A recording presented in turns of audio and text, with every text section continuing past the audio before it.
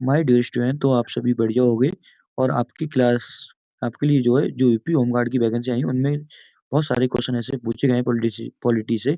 उन क्वेश्चनों को मैं आपके सामने लेके आया हूँ, ठीक है। तो उससे पहले आपको वीडियो शुरू करने से पहले क्या है आपसे मैं एक बात बोलूँ, तो आप क्या है भाई, चैनल को हमारे सब्सक्राइब कर दीजिए और थोड़ा सा लाइक और शेयर कर दीजिए, जिससे क्या होगा हमारा मोटिवेशन बढ़ेगा और हमारे मोटिवेशन के साथ साथ क्या होगा आपका भी मोटिवेशन बढ़ेगा भाई।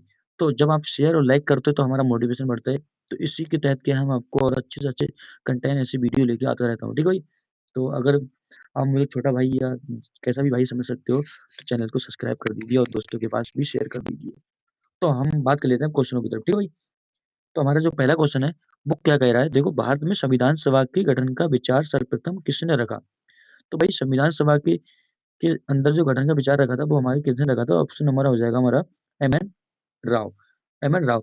तो हम ये दो ऑप्शन है, इन दोनों ऑप्शन की बात कर लेते हैं, क्योंकि इन्होंने भी क्या संविधान सभा में संविधान सभा की बात करी, पर इन्होंने संविधान सभा के निर्माण, ठीक है, संविधान निर्माण के सभा संविधान के निर्माण के लिए संविधान सभा की इन्होंने बात की।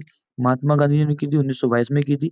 और इन्होंने हमारे जो पंडित जवाहरलाल नेहरू जो थे उन्होंने 1934 में की थी, ठीक है। उन्होंने 1934 में क्या चाहिए बात की थी भाई, ठीक है भाई।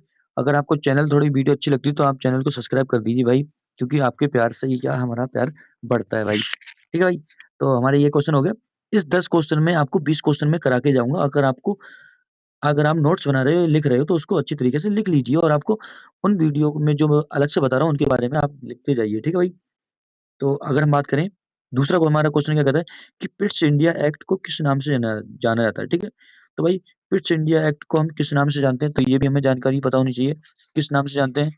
तो भाई ये हमारा जो पिट्स इंडिया एक्ट होगा, पिट्स इंडिया एक्ट को जो हम जानते हैं वो किस नाम से जानते हैं, तो एक्ट एक्ट का सेटलमेंट, ठीक है, एक्ट का सेटलमेंट है, उस नाम से क्या करते हैं हम इसको जानते हैं भाई।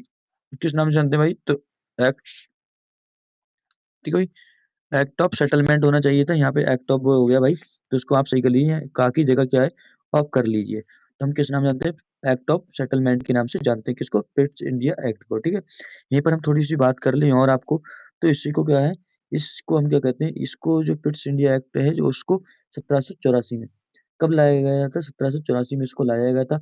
और इसको हम बोर्ड ऑफ कंट्रोल भी कहते हैं, ठीक है, बोर्ड ऑफ कंट्रोल भी कहते हैं, क्योंकि ये राजनीतिक मामलों को के प्रबंध के लिए ये इसका गठन किया गया था, ठीक है, इस एक्ट का। तो और बात कर लूं मैं इसमें थोड़ी सी, तो इस एक्ट के तहत क्या है, इसी एक्ट के तहत 1784 में फिर इंडिया एक्ट के तहत क्या है, द्विध शासन, ठीक है, द्विध शासन प्रणाली को लाया गया था, ठीक है, द्विध शासन प्रणाली को इसी में लाया गया था। तो ये आपके लिए हो गए। बोर्ड ऑफ डायरेक्टर की बात कर लूं, दूसरा ऑप्शन यहाँ पर मैं, तो दूसरा ऑप्शन क्या कहता है कि बोर्ड ऑफ डायरेक्टर है, ठीक है।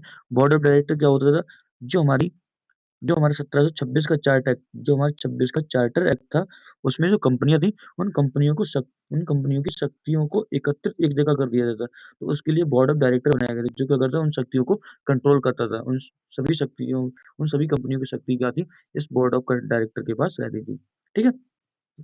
तो ये हमारे दो क्वेश्चन हो गए। दो क्वेश्चन में मैंने आपको 5 क्वेश्चन आपको करा ही दिए होंगे भाई। तो हम तीसरे क्वेश्चन की तरफ बढ़ लें। तो तीसरा क्वेश्चन जो हमारा कह रहा है वो क्या कह रहा है, देखो भाई, किस एक्ट के द्वारा द्विज शासन प्रणाली समाप्त कर दी गई थी। द्विज शासन प्रणाली किसके द्वारा लाई गई थी, तो हमारा पिट्स इंडिया एक्ट था। कौन सा था, तो पिट्स इंडिया एक्ट था। और किसके द्वारा समाप्त की गई थी, यहाँ बात किसकी कर रहा है, समाप्त करने की। तो समाप्त की गई थी जो हमारी किसके द्वारा, तो हमारा एक अधिनियम था 1858 का अधिनियम। तो उसके द्वारा क्या है, इसको समाप्त कर दिया गया था, ठीक है भाई। एक था हमारा, एक, और ठीक है ये हो गया। और इसके बाद हमारा क्या कह रहा था, ये क्या कह रहा है कि 1853 का चार्ट एक्ट, तो 1853 का चार्ट एक्ट जो था, इसके तहत मैं बात करूं, तो यहाँ पे जो भारतीय सिविल सेवा की आज जो परीक्षा होती है वो किस एक्ट के तहत लाई गई थी भारत में, तो किसके एक्ट के तहत लाई गई, तो 1853 चार्ट के एक्ट के तहत लाई गई थी। किसके समय में, जो सिविल सेवा जो मैकाले समिति, ठीक है, मैकाले समिति लाई गई थी, उसके तहत क्या है 1854 में, ठीक है, 1854 में आया था। तो 1854 में क्या है, भारतीय सिविल सेवा भारतीय सिविल सेवा की भर्तियां लाई गई थी, ठीक है। और आज के समय में ये देखी जाए सबसे उच्च भर्ती मानी जाती है, ठीक है, उच्च पद की भर्ती मानी जाती है, ठीक है भाई। तो अब हम 3 हमारा क्वेश्चन होगा। चौथे क्वेश्चन की तरफ बढ़ते हैं। चौथा क्वेश्चन क्या कहता है कि आपातकाल के समय मूल अधिकारों का स्थगन करना किस देश के संविधान से लिया गया है? ठीक है? हमारे जो मूल अधिकार हैं, मूल अधिकारों को देखा होगा, जब हमारा अभी कोविड-19 लगा था, आपातकाल लगा था, तो उस समय क्या है, हमारे मूल अधिकारों को छीन लिया गया था। कोई बाहर नहीं घूमेगा, कोई ऐसे नहीं जाएगा, कोई किसी से मिलेगा नहीं, तो ये क्या है, हमारे अधिकारों को इस तरीके से स्थगन कर दिया गया था कुछ समय के लिए। ठीक है? तो ये हमारा जो आर्टिकल है, वो कौन-सा आर्टिकल है? ठीक है? ये ना किस देश के संविधान से लिया गया है, तो इसके बारे में जो मैं बात करूँ, तो ये हमारा क्या होगा भाई, जर्मनी, अमेरिका, जापान, इसमें 3 ऑप्शन है, तो इसमें से सही ऑप्शन जो होगा हमारा क्या होगा, जर्मनी। क्या होगा हमारा? जर्मनी। जर्मनी का 22वां संविधान, ठीक है? जर्मनी का जो 22वां संविधान है, उससे क्या है, इस चीज़ को हमारे यहाँ पे लाया गया था संविधान में, ठीक है? यही मैं बात करूँ, 2 पॉइंट हम अमेरिका के संविधान की बात करें कि अमेरिका के संविधान से क्या-क्या चीज़ को लिया गया है। तो अमेरिका के संविधान से बात करें, तो यहाँ से हमारे मूल अधिकारों को कहाँ से लिया गया था? तो अमेरिका के संविधान से, ठीक है? न्यायपालिका स्वतंत्र, जो आज न्यायपालिका क्या है, स्वतंत्र किसी की उसमें आके क्या अपना स्वतंत्र अधिकार दे सकती है, ठीक है? किसी के ऊपर अपना निर्णय सुना सकती है स्वतंत्र होके, ना किसी के दबाव से। तो ये भी हमारा कहाँ से मिला है? तो हमारा ये अमेरिका के संविधान से लिया गया है, ठीक है भैया? और राष्ट्रपति पर महाभियोग, ठीक है? राष्ट्रपति पर महाभियोग की जो व्यवस्था है, वो कहाँ से ली गई? तो अमेरिका के संविधान से ली गई है, ठीक है भाई? थोड़ी-सी हम बात करें जापान, किसकी बात करें? तो जापान के संविधान। तो जापान के संविधान में क्या है? विधि द्वारा स्थापित प्रक्रिया, जो विधि द्वारा स्थापित प्रक्रिया है, कि विधि के द्वारा ही क्या होगा, सबको स्थापित किया जाएगा सही क्रम से, ठीक है? कोई भी ना कानून लाया तो उस पे विधि बनाई जाएगी, फिर विधि उस पे थोड़ी-सी बेस चर्चा होगी, फिर उसी को क्या होगा, लागू किया जाएगा। तो ये विधि द्वारा स्थापित प्रक्रिया जो है, वो कहाँ से लाई गई? तो जापान से लाई गई। कहाँ से लाई गई भाई? तो जापान से जी लाई गई है। अब हम बात कर लें, 5वां क्वेश्चन हमारा क्या कह रहा है कि विधि का शासन किस देश के संविधान से लिया गया है?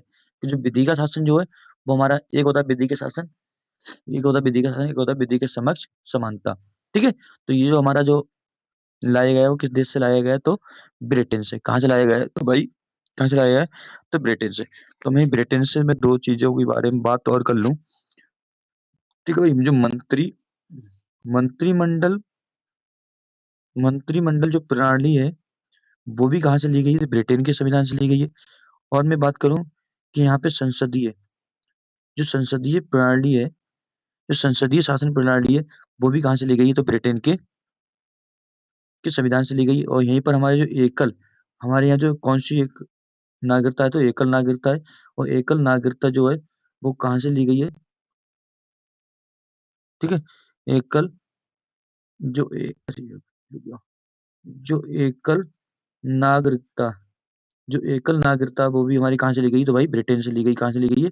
ब्रिटेन से ली गई है। तो अमेरिका के बारे में मैंने बात कर ली कि अमेरिका के संविधान से क्या-क्या चीज़ लिया गया है, तो ये मैंने आपको बता ही दिया पहले। ठीक है भाई?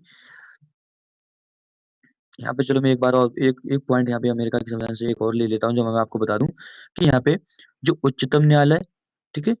उच्चतम न्यायालय उच्चतम न्यायालय और उच्च न्यायालय, ठीक है? उच्चतम न्यायालय और उच्च न्यायालय के न्यायाधीश, ठीक है? उच्चतम न्यायालय और उच्च न्यायालय के न्यायाधीश को न्यायाधीश न्यायाधीश को हटाने, ठीक है? न्यायाधीश को हटाया जाना या हटाए जाने का की जो व्यवस्था है, वो कहाँ से ली गई? तो अमेरिका के संविधान से ली गई है भाई, ठीक है? और इससे पहले थोड़ा-सा हम और आगे बढ़ने से पहले क्या मैं आपको एक बार और बता दूँ कि भाई थोड़ा-सा आप चैनल को सब्सक्राइब कर दीजिए। अगर आपको थोड़ा-सा अच्छा लग रहा है मेरा कंटेंट, तो चैनल को सब्सक्राइब करके थोड़े दोस्तों के पास भाई शेयर भी कर दीजिए, ठीक है? क्योंकि मैं आपके लिए इतनी मेहनत कर रहा हूँ यार, ठीक है? जो भी हमारे होमगार्ड वाले भाई हैं, जो होमगार्ड में इन्होंने फॉर्म भरा है, तो उनके लिए बहुत ही अच्छी क्लास है भाई। तो हमारा 5वां क्वेश्चन क्या कह रहा है कि विधि का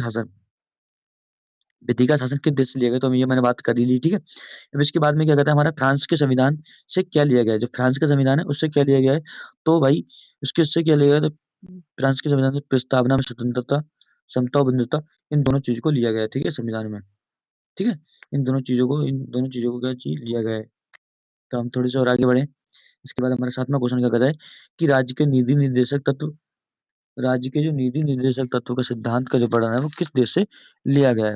भाई ये बहुत अच्छी चीज़ है, तो मैं इसमें थोड़ी-सी बात चर्चा कर लिया हम आपको, किस देश से लिया गया है। तो संविधान जो हमारे डीपीएसपी जो हैं, जो फंडामेंटल डीपीएसपी जो है हमारे, तुम्हारे किससे लिए गए हैं? तुम्हारे आयरलैंड से लिया गया है। कहाँ से लिया गया है? तो आयरलैंड से लिया गया है। अगर हम बात करें कि आर्टिक की कहाँ से कहाँ तक हमारे डीपीएस में है, तो हमारे जो अनुच्छेद,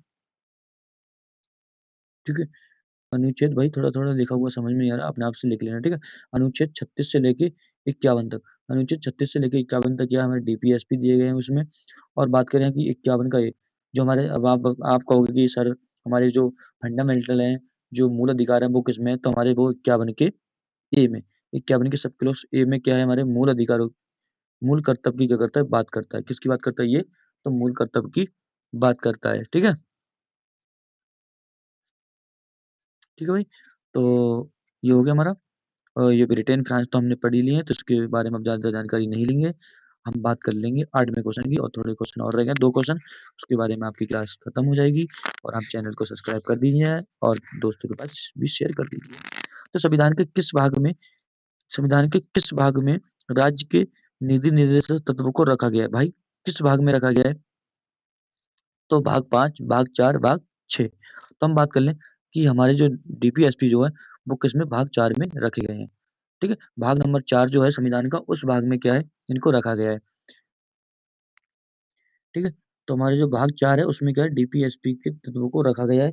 अगर मैं बात करूँ टोटल हमारे भाग कितने, अनुच्छेद कितने भाग हैं संविधान में? तो टोटल 22 भाग हैं। टोटल 22 भाग हैं। यहीं पे मैं बात कर लूँ कि भाग 5 में, ठीक है? यहीं पर अगर मैं बात कर लूँ, किसकी बात कर लूँ भाई? तो भाग 5 में बात कर लूँ तो यहाँ पे क्या है?